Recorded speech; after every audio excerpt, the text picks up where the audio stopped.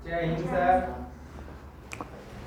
जय हिंद बच्चों, इस समय आप लोग महामना इंस्टीट्यूट के यूट्यूब चैनल से जुड़े हुए हैं और इस चैनल में मैं आप सबका स्वागत करता हूं। आज हम लोग class 12 mathematics Hindi medium NCERT book के 10th चैप्टर सदिश बीजगणित यानी वेक्टर अलजेब्रा के विविध प्रश्नावली मिसलेनियस एक्सरसाइज 10 को हम लोग पढ़ने जा रहे हैं।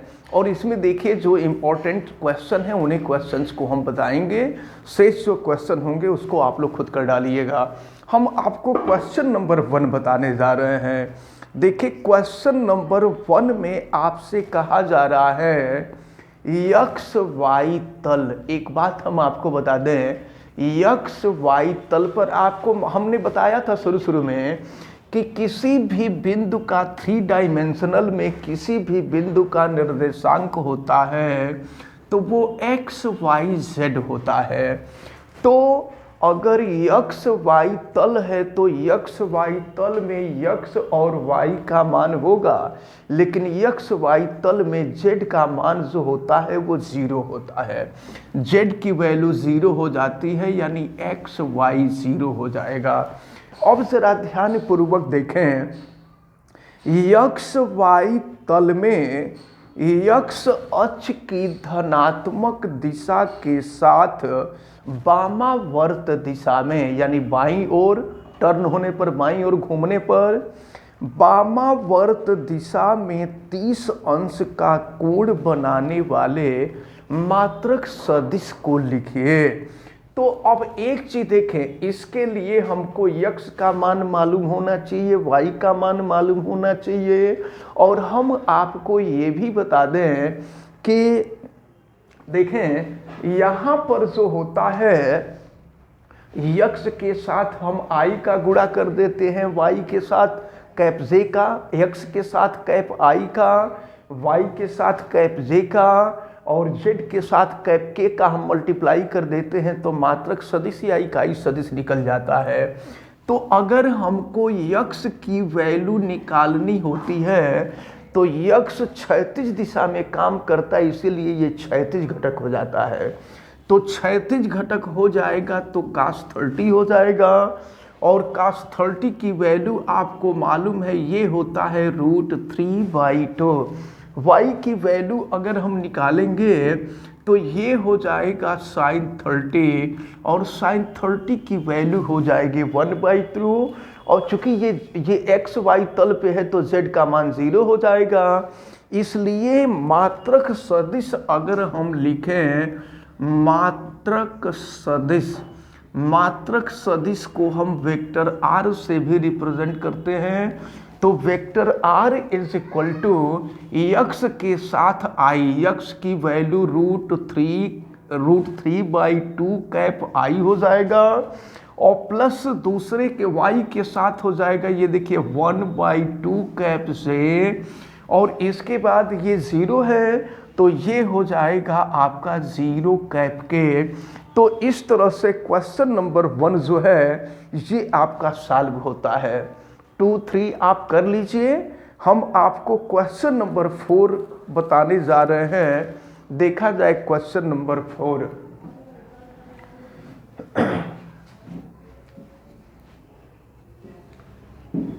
देखें क्वेश्चन नंबर 4 में आपसे कहा जा रहा है यदि vector a is equal to vector b plus vector c, तब क्या यह सत्य है कि mod vector a is equal to mod vector b plus mod vector c। आपसे पूछा जा रहा है कि तब क्या ये सत्य है। ध्यान दीजिएगा, आपसे पूछा जा रहा है कि क्या ये सत्य है। अपने उत्तर की पुष्टि कीजिए, यानी कुल मिलाकर के आपको ये बताना है कि अगर ये स्थिति है तो क्या ये स्थिति भी लागू होती है तो कब लागू होती है ये भी देखना है। तो अब जरा ध्यान पूर्वक देखें, हम एक काम करते हैं, वेक्टर ए का हम वेक्टर ए में मल्टीप्लाई कर देते हैं, यानी इसी सदिश का इसी सदिश में हम मल्टीप्लाई कर देते हैं। तो इसका मतलब ये है कि वेक्टर b प्लस सी का वेक्टर b प्लस सी में हम यहाँ मल्टीप्लाई का मतलब डॉट प्रोडक्ट कर रहे हैं, यहाँ डॉट प्रोडक्ट कर दे रहे हैं। वेक्टर a का ही वेक्टर a में डॉट प्रोडक्ट कर दे रहे हैं। तो अब देखिए क्या होगा, तो इस वेक्टर a की वैल्यू ये है, इस वेक्टर a की वैल्यू ये है, दोनों का डॉट प्रोडक्ट करते हैं। और आपको मालूम है कि जब किसी सदिश का डॉट प्रोडक्ट करते हैं तो ये इसका प्रोडक्ट जो होता है मॉड के स्क्वायर के इक्वल होता है, यानी ये मॉड वेक्टर ए का स्क्वायर हो जाएगा।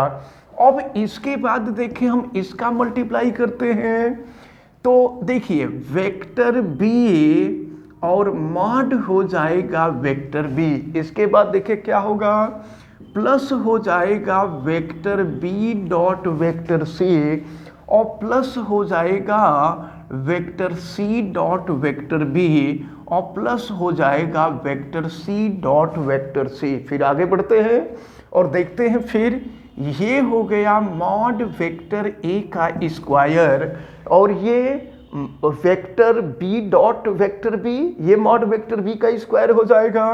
ये हो गया मॉड वेक्टर बी का स्क्वायर और देखिए ये है बी डॉट सी और ये है सी डॉट बी, तो B dot C dot B के इक्वल हो जाएगा। तो अब जो है इन दोनों के जगह पर हम बी डॉट सी कर दें तो इनको जोड़ देंगे तो 2 वेक्टर बी डॉट सी हो जाएगा। और फिर इसके बाद यहाँ पर हो जाएगा मॉड वेक्टर सी का स्क्वायर हो जाएगा। अब चलिए हम आगे बढ़ रहे हैं। अब हम देखें कि ये जो है मॉड वेक्टर ए का स्क्वायर इज इक्वल टू, हम इसको पहले लिखते हैं मॉड वेक्टर बी का square plus mod vector C का square. A dot B equal to A B cos theta होता है, तो यहाँ पर हम कर देंगे 2 और देखिए बी डॉट सी है तो ये हो जाएगा mod vector B mod vector C और ये हो जाएगा कॉस थीटा। अब देखिए यहाँ पर अगर हम थीटा के जगह पर 0 कर दें, अगर थीटा के जगह पे 0 कर दिया जाए तो क्या होगा, यानी थीटा की वैल्यू 0 हो जाए, यानी बी और सी दोनों एक ही दिशा में, दोनों सदिश एक ही दिशा में हो, तो उस स्थिति में अगर थीटा इक्वल टू हम 0 डिग्री कर दें तो फिर क्या हो जाएगा, देखें ये हो जाएगा मॉड वेक्टर ए का square equal to mod vector B का square plus mod vector C का स्क्वायर और प्लस देखिए cos 0 की वैल्यू 1 हो जाएगी और ये हो जाएगा 2 mod vector B mod vector C. तो देखिए क्या हो रहा है यहाँ B square plus C square plus 2bc, यानी यहाँ हम लिख सकते हैं मॉड ए का स्क्वायर इज इक्वल टू, यहाँ हम लिख सकते हैं मॉड बी और प्लस मॉड सी का होल स्क्वायर लिख सकते हैं। और अब अगर स्क्वायर बराबर के दूसरे तरफ जाएगा तो वर्गमूल हो जाएगा, यानी ये हो जाएगा mod vector A is equal to mod vector B plus mod vector C. तो सुनिए ये कंडीशन तो आ गई, लेकिन कब आई, जब थीटा बराबर 0 डिग्री हो, यानी दोनों सदिश एक ही दिशा में हो।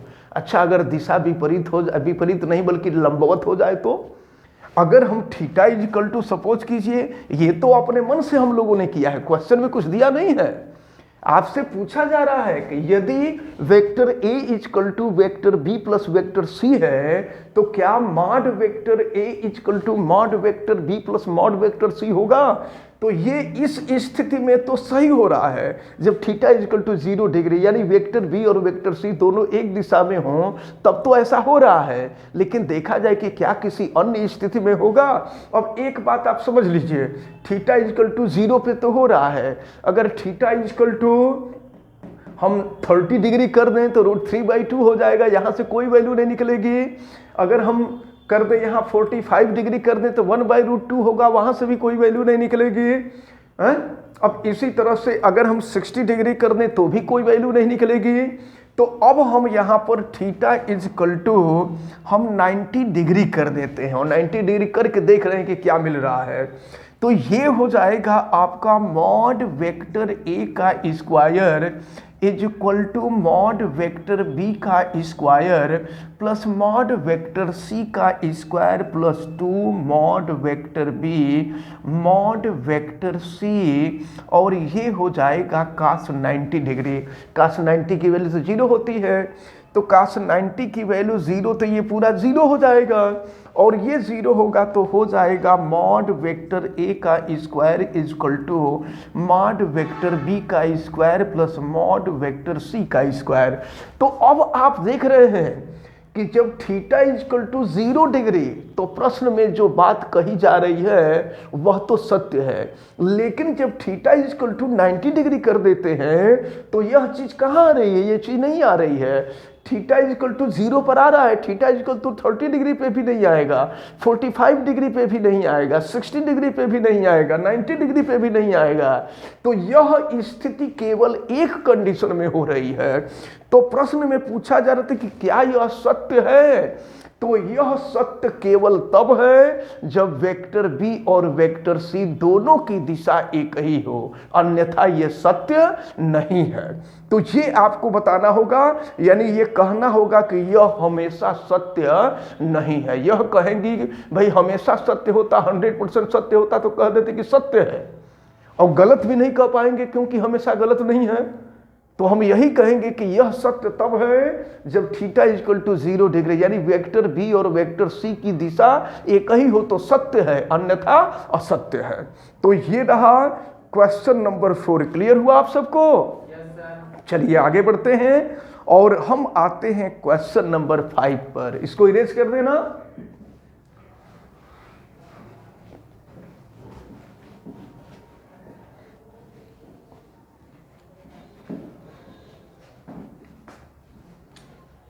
देखते हैं क्वेश्चन नंबर 5 को। क्वेश्चन नंबर 5 में क्या कहा जा रहा है, देखें। यक्स का वह मान ज्ञात कीजिए। यक्स का मान आपसे पूछा जा रहा है। यक्स का वह मान ज्ञात कीजिए जिसके लिए यक्स और bracket cap I plus cap J plus cap के एक मात्रक सदिश है। तो मात्रक सदिश तब होता है जब इसका माड जो है 1 के इक्वल होता है। मात्रक सदिश माने इकाई सदिश। तो इकाई सदिश उसको कहते हैं जिसका माड 1 आता है, जिसका मापांक 1 आता है। तो यह मात्रक सदिश है, इसका मतलब यह मापांक 1 है। देखिए ये क्वेश्चन बहुत आसान है लेकिन आपसे पूछा गया है कई बार। तो एक बात आप ध्यान में रखे रहिए कि क्वेश्चन एग्जाम में पूछे जाते हैं तो बड़े क्वेश्चन बहुत कम पूछे जाते हैं, लेकिन जो छोटे क्वेश्चन होते हैं, टेक्निकल क्वेश्चन होते हैं, यही क्वेश्चन ज़्यादा पूछे जाते हैं। इसलिए आप सबको अच्छी तरह से तैयार करना होगा।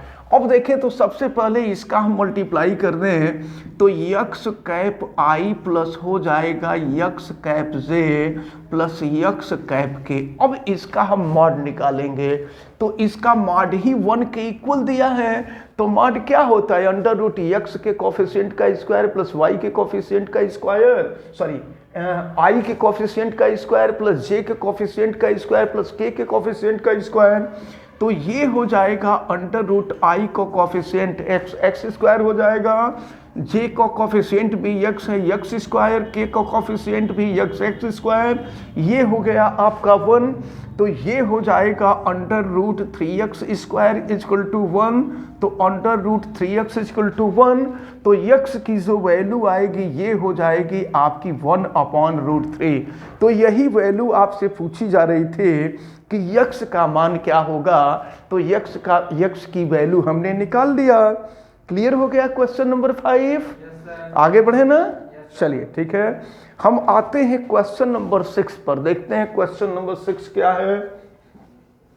जो ऐसे क्वेश्चन जो पूछे गए हैं, कभी न कभी पूछे गए हैं 10 साल के अंदर, उन्हीं क्वेश्चंस को हम बता रहे हैं। चलिए आगे बढ़ते हैं। अब इसके बाद हम देखते हैं क्वेश्चन नंबर 6 पर। क्वेश्चन नंबर 6 में दिया हुआ है vector A is equal to, देखें वेक्टर ए की वैल्यू आपको दी गई है 2 कैप आई, बुक खोल करके बुक में देखिए सभी लोग, और प्लस दिया हुआ है 3 कैप जे, और फिर ये है माइनस कैप के। ये वेक्टर ए की वैल्यू है और वेक्टर बी की वैल्यू आपको दी गई है। देखिए ये दिया हुआ है कैप आई माइनस दिया हुआ है 2 कैप जे, माइनस 2 कैप जे, और प्लस दिया हुआ है कैप के परिणामी, परिणामी माने योग, परिणामी का मतलब होता है योग, के परिणामी के समांतर। तो परिणामी हम मान लेते हैं कि इन दोनों का जो ए और बी है, तो इन दोनों के परिणामी को हम सी मान लेते हैं। तो परिणामी तब निकलता है जब इन दोनों को जोड़ते हैं, वेक्टर ए और वेक्टर बी दोनों को जोड़ेंगे तो परिणामी निकलेगा। तो परिणामी के समांतर, समांतर का मतलब क्या हुआ, जिस दिशा में इसका परिणामी है उसी दिशा में, तभी समांतर होगा। एक ऐसा सदिश ज्ञात कीजिए जिसका परिमाण 5 इकाई हो, 5 इकाई हो। तो जानते हम क्या करेंगे, इन दोनों का योग ज्ञात करेंगे, योग ज्ञात करने के बाद इकाई सदिश निकालेंगे और इकाई सदिश में 5 का मल्टीप्लिकेशन कर देंगे तो निकल जाएगा वो सदिश। तो चलिए हम देखते हैं वेक्टर सी की वैल्यू निकालते हैं। वेक्टर ए की वैल्यू जो दी गई है 2 cap I plus 3 cap J minus cap के, और फिर ये बी की वैल्यू दी गई है cap I minus 2 cap J plus cap K. चलिए देखते हैं फिर क्या मिलेगा। Vector C is equal to 2i plus I 3 cap I हो जाएगा, और 3j माइनस 2j करेंगे तो कैप जे हो जाएगा, और माइनस के प्लस के है तो ये हो जाएगा 0 कैप के। ये तो परिणामी निकल गया। अब इसका हम इकाई सदिश निकाल लें, तो इकाई सदिश का मतलब होता है मॉड, नहीं इसका पहले मॉड निकाल लें, मापांक निकाल लें। तो ये हो जाएगा आपका अंडर रूट आई के कॉफिशिएंट का स्क्वायर 9 हो जाएगा, और प्लस जे का कॉफिशिएंट 1 हो जाए तो 1 का स्क्वायर 1, और के का कॉफिशिएंट तो 0 है। ये हो जाएगा आपका अंडर रूट 10, 10 का स्क्वायर रूट तो निकलता नहीं है। तो अब इकाई सदिश, दोनों सदिशों के परिणामी इकाई सदिश हम निकालते हैं, या कह सकते हैं कि परिणामी समांतर, परिणामी समांतर इकाई सदिश, परिणामी समांतर इकाई सदिश या मात्रक सदिश भी कह सकते हैं। तो इकाई सदिश, इकाई सदिश, देखें इकाई सदिश क्या हो जाएगा, वेक्टर सी में इसके मॉड से भाग दे देंगे तो वेक्टर सी अपान हो जाएगा मॉड वेक्टर सी। इकाई सदिश को हम कैप से प्रदर्शित करते हैं, तो अगर इसको हम सी के ऊपर ऐसे कैप लिख दें तो सी की दिशा में हो जाएगा ये इकाई सदिश। अब देखिए वेक्टर सी की वैल्यू है 3 cap I plus cap J plus 0 cap K upon mod vector C. Vector C का मॉड, वेक्टर सी का मॉड हो गया अंडर रूट 10। यह तो इकाई सदिश है, लेकिन प्रश्न में आपसे कहा जा रहा है कि जिसका परिमाण 5 इकाई हो, तो ये 1 इकाई वाला सदिश है। अगर 5 इकाई वाला सदिश ज्ञात करना होगा तो 5 से गुणा कर देंगे, तो 5 इकाई वाला सदिश लिख देंगे। 5 इकाई वाला सदिश, तो क्या करेंगे इसमें, बस 5 से मल्टीप्लाई कर देंगे। तो 5 से मल्टीप्लाई करेंगे तो देखिए क्या हो जाएगा, ये 5 अपान अंडर रूट 10, ये 3 cap I plus cap J, और प्लस हो जाएगा 0 कैप के। आप चाहें तो इसका अंदर मल्टीप्लिकेशन भी कर सकते हैं, आप यहाँ छोड़ देंगे तो आपका आंसर निकल चुका है, लेकिन आप चाहते तो अंदर मल्टीप्लिकेशन भी कर देते हैं। तो ये हो जाएगा 15/√2√10 कैप आई, और प्लस हो जाएगा 5/√10 कैप जे हो जाएगा, और प्लस ये हो जाएगा 0 कैप के। तो ये निकल गया आपका सदिश। आपसे यही कहा जा रहा था कि परिणामी के समांतर एक ऐसा सदिश ज्ञात कीजिए जिसका परिमाण 5 इकाई हो। तो ये क्वेश्चन आपका सॉल्व होता है। क्लियर हो गया क्वेश्चन नंबर 6। चलिए आगे बढ़ते हैं, और अब हम आपको बता देते हैं क्वेश्चन नंबर 7 भी बता देते हैं। 7, 8, 9 ये सब जो है पूछे गए हैं। देखते हैं क्वेश्चन नंबर 7।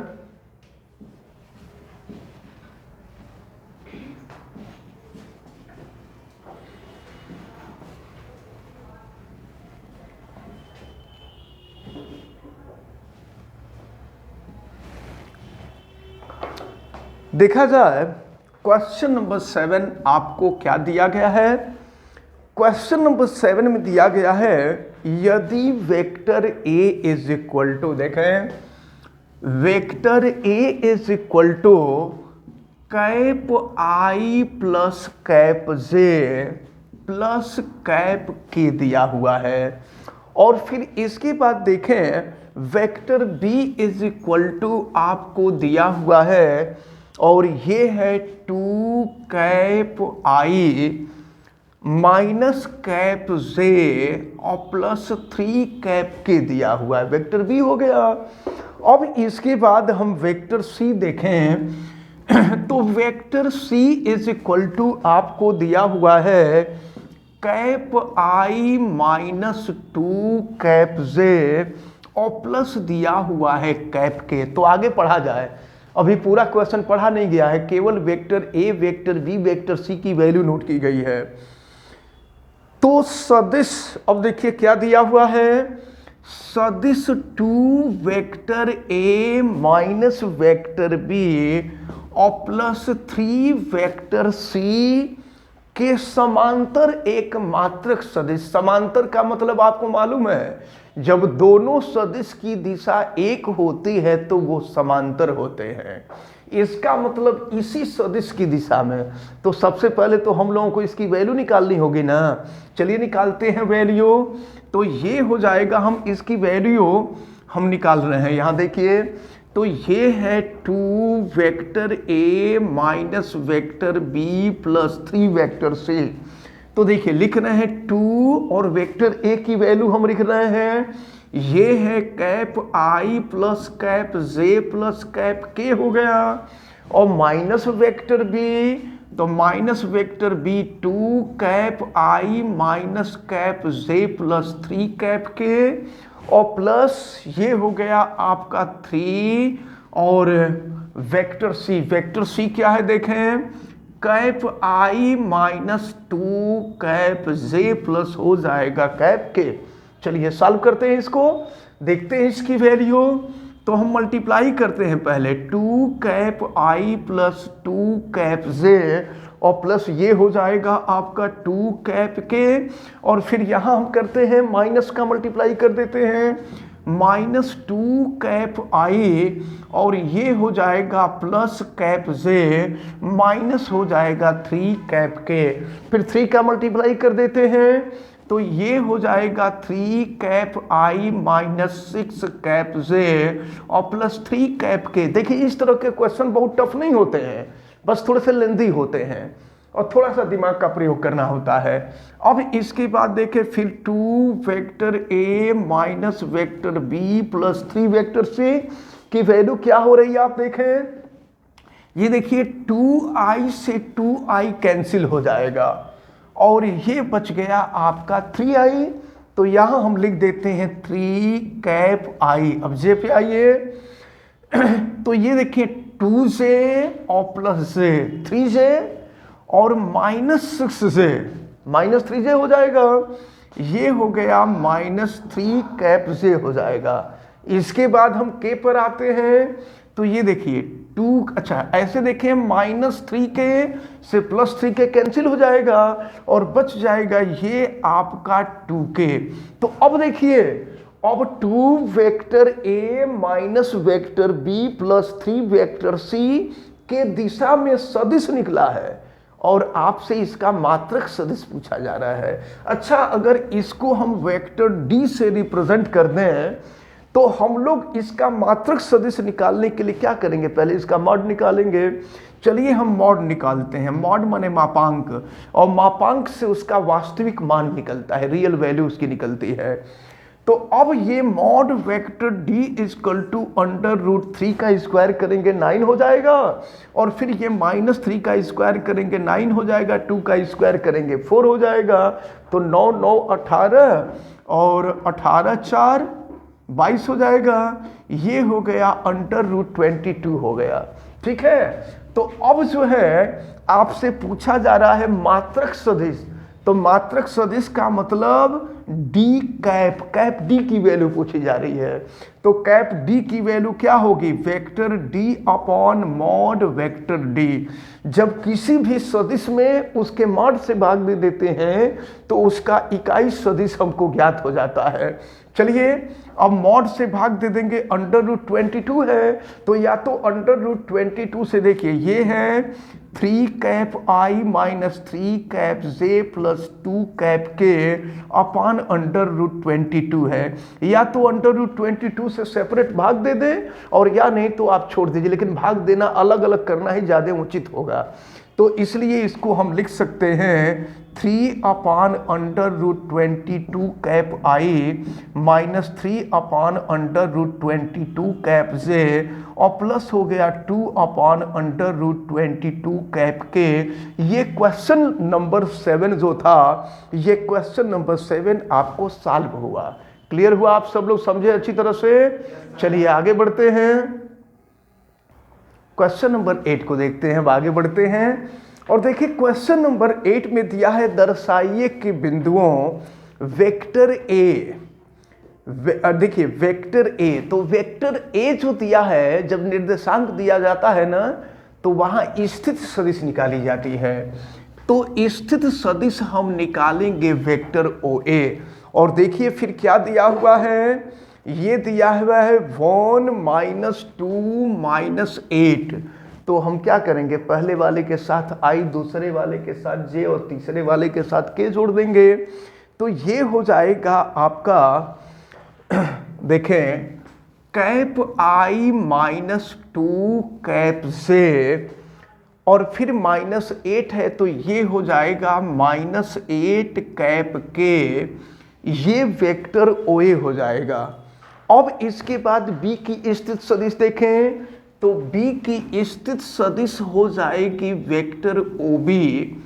और फिर देखते हैं B की स्थित सदिश दिया हुआ है 5 0 और -2 दिया है, तो ये हो जाएगा 5 cap i plus 0 cap j और फिर माइनस हो जाएगा -2 कैप k।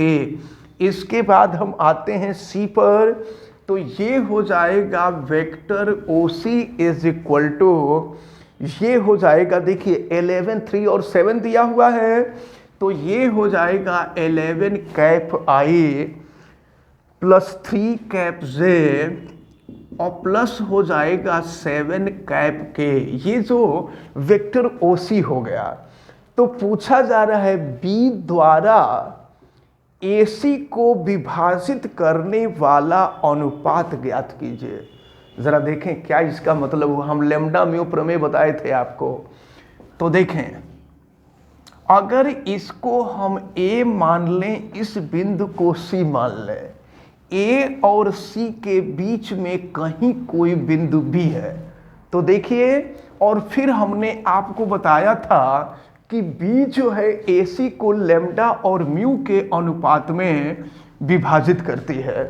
तो लैम्डा और म्यू के अनुपात में अगर विभाजित करती है तो फिर देखें यहाँ पर हो जाएगा, ये मूल बिंदु अगर हम मान लेते हैं मूल बिंदु O है, तो O के सापेक्ष A की स्थित सदिश होगी वेक्टर OA हो जाएगी, O के सापेक्ष B की स्थित सदिश वेक्टर OB हो जाएगी, और C के सापेक्ष जो स्थित सदिश होगी वेक्टर OC हो जाएगी। तो आपसे ये पूछा जा रहा है कि B जो है किस अनुपात में विभाजित कर रहा है, ये आपसे पूछा जा रहा है। तो चलिए देखते हैं हम। फार्मूला आपको बताया गया था म्यू इंटू वेक्टर OA। देखिए mu into vector OA plus lambda into vector OC is equal to lambda plus mu vector OB, ये बताया गया था। तो चलिए यहीं से वेक्टर OB की वैल्यू निकलेगी, तो ये अपन लैम्डा प्लस म्यू हो जाएगा। Vector OB is equal to mu vector OA plus lambda vector OC upon lambda plus mu. याद रखे रहिएगा, ये अंतः विभाजन के लिए फार्मूला, अंतः विभाजन वाला जो फार्मूला आप पहले पढ़े हैं, जो होता था 2 डायमेंशनल में m1 x2 plus m2 x1 upon m1 plus m2, तो ये अंतः विभाजन के लिए। लेकिन अगर बाह्यतः विभाजन होता ना, तो जहाँ प्लस है वहीं पे माइनस हो जाता, फिर हम सॉल्व कर देते। तो चलिए ये अनुपात आपसे पूछा जा रहा है, ये अनुपात हम यहीं पर यूज करेंगे इसको। तो देखा जाए हम यहां पर इस फार्मूले का यूज करके इसको सॉल्व करते हैं। चलिए अब हम लोग देखते हैं, ये आगे इसको सॉल्व करते हैं। लैम्डा और म्यू का अनुपात हमको निकालना है। चलिए म्यू और वेक्टर OA, देखिए वेक्टर OA की वैल्यू है cap I minus 2 cap J minus 8 cap K, और प्लस ये है लैम्डा, और वेक्टर OC देखिए क्या है 11 cap I plus 3 cap J plus 7 cap K, यहाँ नीचे लिख देते हैं, जगह नहीं है, और ये इक्वल टू हो जाएगा लैम्डा प्लस म्यू, और फिर वेक्टर OB की value 5 cap I plus 0 cap J minus 2 cap K दिया हुआ है। चलिए अब हम ऐसा करते हैं ना, यहाँ लेफ्ट में I को एक जगह कर लेते हैं, जो J को एक जगह कर लेते हैं, K को एक जगह कर लेते हैं। चलिए और या नहीं तो पहले मल्टीप्लिकेशन कर लेते हैं अगर प्रॉब्लम है आपको। तो mu cap I minus 2 mu cap J, और माइनस हो जाएगा 8 mu cap K plus 11 lambda cap I plus 3 lambda cap J, और प्लस हो जाएगा 7 lambda cap K is equal to, फिर यहाँ मल्टीप्लाई कर देते हैं, ये हो जाएगा लैम्डा प्लस म्यू इंटू 5, यहाँ लिख देते हैं कैप I, और प्लस ये 0 कैप J हो जाएगा, और फिर माइनस हो जाएगा लैम्डा प्लस म्यू, और 2 साथ में रहेगा ही, और ये हो जाएगा कैप K। चलिए फिर आगे बढ़ते हैं, देखते हैं I को हम एक साथ लेते हैं। देखिए I यहाँ है, तो ये हो जाएगा आपका म्यू, और प्लस हो जाएगा 11 लैम्डा, और ये हो जाएगा कैप I।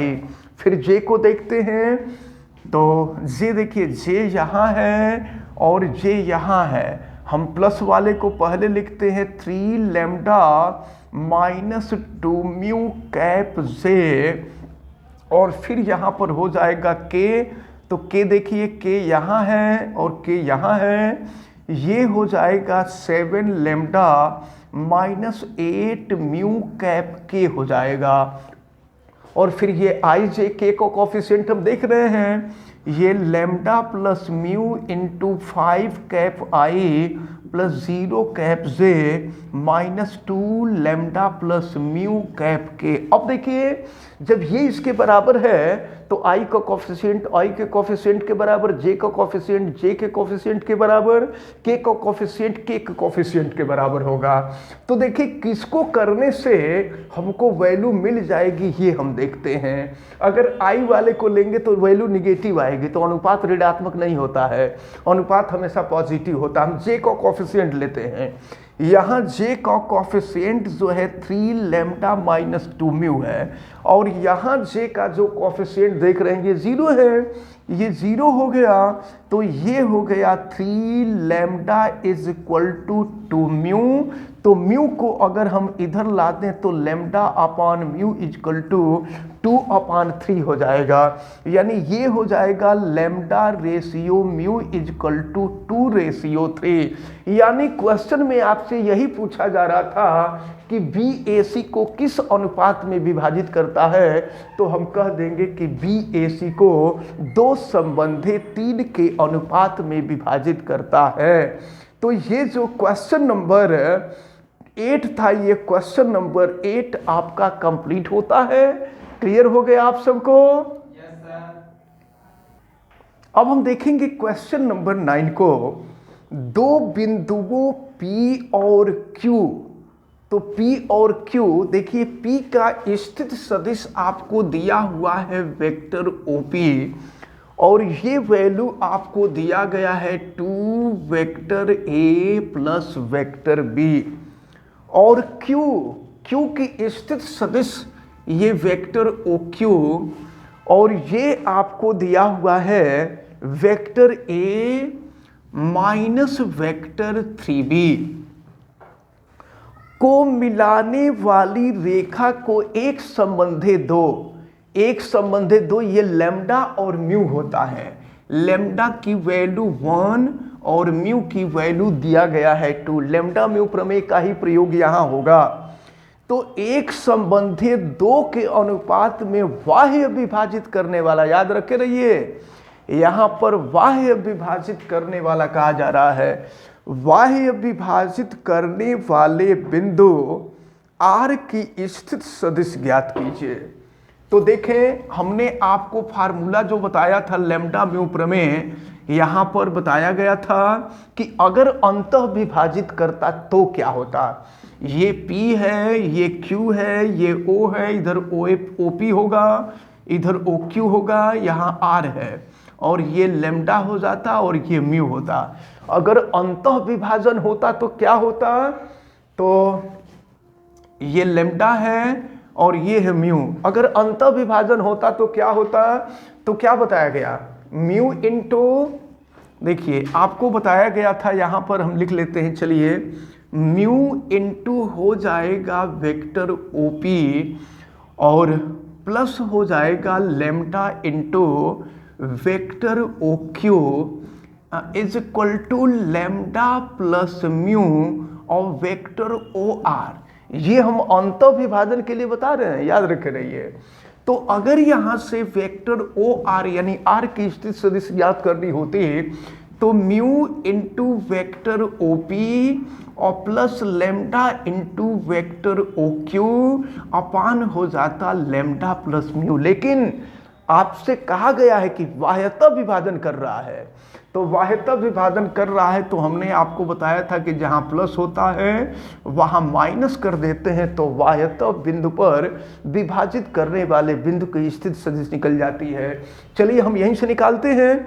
आपसे कहा जा रहा है कि R की स्थित सदिश ज्ञात कीजिए, तो R की स्थित सदिश हम ज्ञात कर रहे हैं। तो vector OR is equal to mu की वैल्यू है 2 और वेक्टर OP ये दिया है 2 vector A plus vector B minus lambda, और Q की स्थित सदिश आपको दिया हुआ है vector A minus 3 vector B, और फिर अपॉन ये हो जाएगा लैम्डा माइनस म्यू, यानी 1 माइनस 2 हो जाएगा।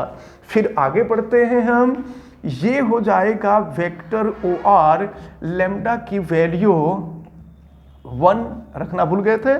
चलिए अब हम आगे बढ़ते हैं। ये vector OR is equal to हम कर देते हैं यहाँ multiply 4 cap A plus 2 cap 2 vector B, cap नहीं वेक्टर ऐसे होता है तो वेक्टर कहते हैं, ऊपर रहेगा तो कैप कहेंगे।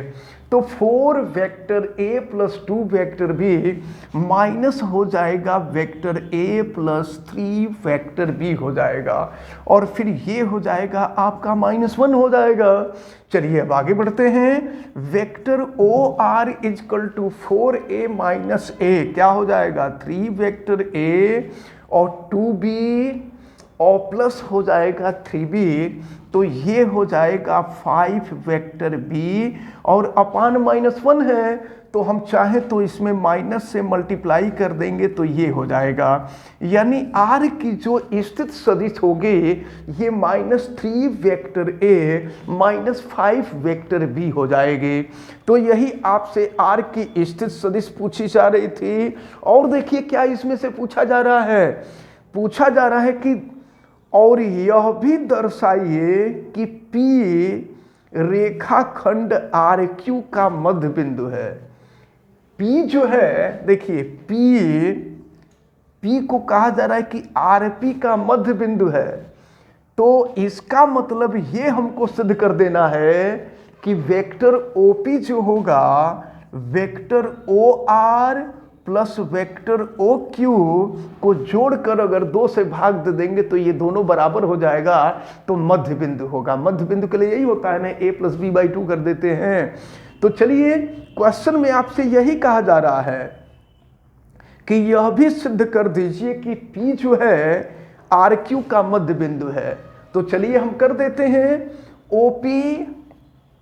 OP जो है ये है 2 vector A plus vector B is equal to, OR को हम कर दें तो OR की वैल्यू है -3 वेक्टर A -5 वेक्टर B, और OQ की स्थिति हम OQ की स्थिति जो है हम रख लेते हैं और फिर देखते हैं इसकी वैल्यू। तो अब जो है देखें, अब हम OQ की स्थिति को रख देते हैं। तो OQ में दिया है वेक्टर A -3 वेक्टर B और अपान हो जाएगा ये आपका 2। तो अब हम देखें ये वैल्यू क्या आ रही है। चलिए लेफ्ट में यहाँ दिया गया है 2 vector A plus vector B is equal to -3a और प्लस a, ये हो जाएगा आपका -2a हो जाएगा। देखिए -2a हो जाएगा, और फिर ये हो जाएगा आपका -5b और -5b और -3b, ये हो जाएगा आपका माइनस। अच्छा, अगर थोड़ा सा केयर करें यहाँ फार्मूले में, तो हम लोग जो लेमडा माइनस म्यू किए थे वो म्यू माइनस लेमडा होता है। म्यू माइनस लेमडा करके सॉल्व किया जाए तो ज़्यादा सुपीरियर होगा। तो इसलिए जो ये वेक्टर आर का जो पोजीशन वेक्टर है ये मिल गया 3 मानी ये माइनस यहाँ से हट गया है, ये 3 vector A plus 5 vector B. और इस प्रकार अगर हम इसको सॉल्व करें तो देखें क्या मिल रहा है। ये 3a और प्लस ये हो जाएगा 4 वेक्टर a और 5b माइनस 3b कर देंगे तो ये हो जाएगा 2 वेक्टर b अपान हो जाएगा 2 से डिवाइड कर देंगे, लेफ्ट और राइट दोनों इक्वल हो जाएगा। तो 2 vector a plus vector b is equal to ये 2 vector a plus vector b हो गया। तो इस प्रकार यह सिद्ध होता है कि P RQ का मध्य बिंदु है। यहाँ लिख देंगे लास्ट में दैट प्रूव्ड, यहाँ लिख दिया जाएगा दैट प्रूव्ड। अब इसके बाद हम लोगों को देखना है क्वेश्चन नंबर 9, क्वेश्चन नंबर 10। इन सबको हम लोग देखें नेक्स्ट वीडियोस में हम लोग देखेंगे। फिलहाल ये क्वेश्चन आप सबको क्लियर हो गया है ना? चलिए ठीक है। और इस प्रकार आज जो है जितने लोग वीडियो देख रहे हैं आपको हम बता दें क्वेश्चन नंबर 1, 4, 5, 6, 7, 8, 9 ये सब क्वेश्चन बताए गए हैं। ये सब क्वेश्चन कभी न कभी एग्जाम में पूछे गए हैं। तो इन सबको आप सभी लोग बहुत अच्छी तरह से तैयार कीजिएगा और वीडियो को आप लाइक ज़रूर कीजिएगा।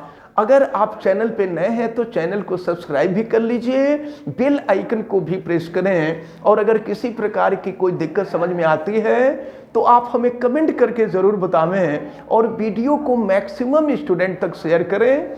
आप सभी लोगों का बहुत बहुत धन्यवाद। जय हिंद। Thank you sir.